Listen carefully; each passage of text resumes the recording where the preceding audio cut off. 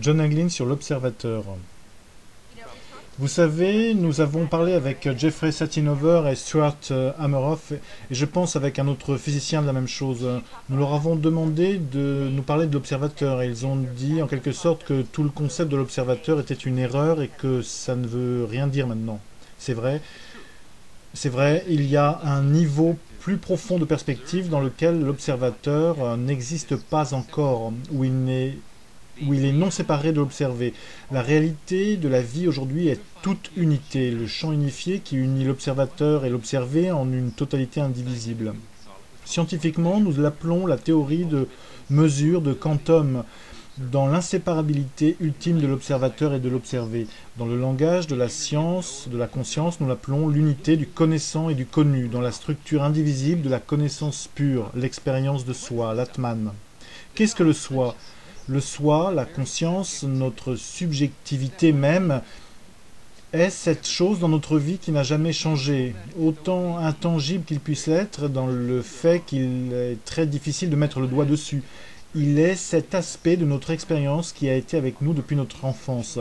Bien que nos croyances ont changé, nos amis ont changé, nos corps ont changé, cette chose qui donne de la continuité à nos expériences jour après jour, c'est notre conscience, c'est notre subjectivité, c'est l'Atman, le soi.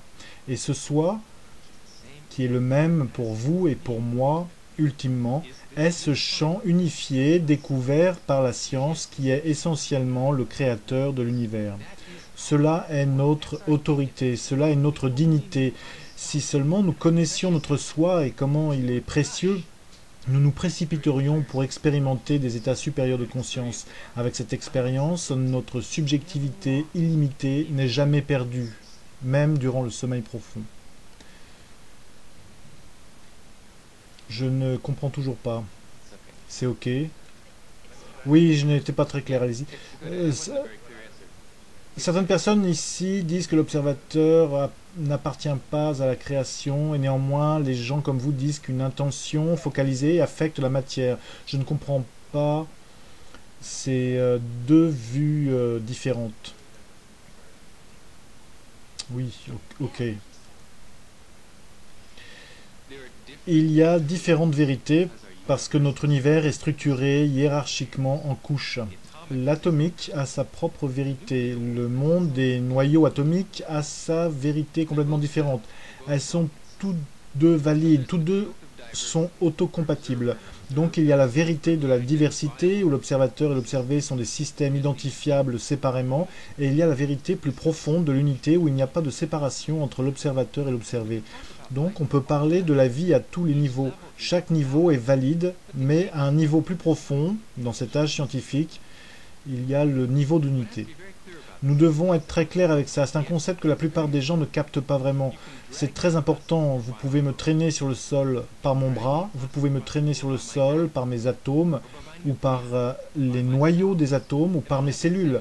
Cela aura toujours le même effet, je serai traîné sur le sol. Ce sont simplement différents niveaux de la description d'une réalité qui est moi.